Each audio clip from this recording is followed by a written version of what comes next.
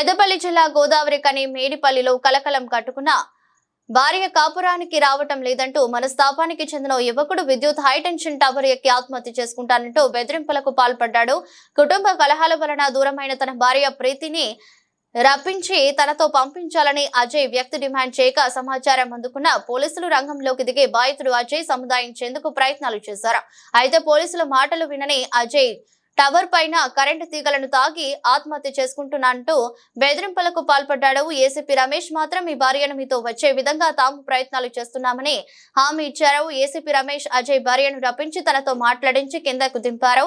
ఇరువురిని NTPC police station కు తరలించారు. మీ భార్యను నీకు కల్పిస్తాం. సాయంత్రం ఇప్పుడు వస్తుంది, బయలుదేరింది, వస్తున్నది.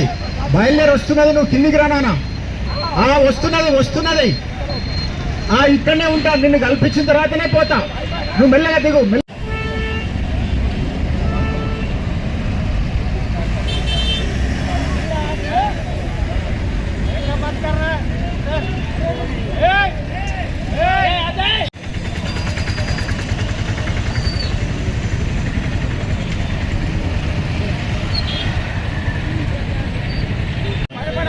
ఇగో నీ భార్య వచ్చింది రా బాయ్. ఇగో తీసుకొచ్చినాం. ఇట్రామ్మా, ఇదిరా. ఇట్రామ్మా.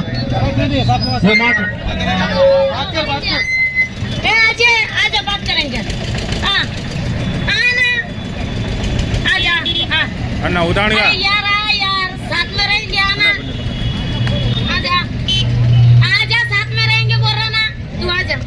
అదే ఇంకేందుకు తీసుకొచ్చినాం. ఇగో మీ భార్య వచ్చింది, నేను గొట్టనల మీద కేసు పెడతాం. మీరిద్దరు కలిసి అజయ్ ఇగో నీ భార్యను తీసుకొచ్చినాం. ఫోన్ మాట్లాడుతుంది. ఫస్ట్ మాట్లాడు.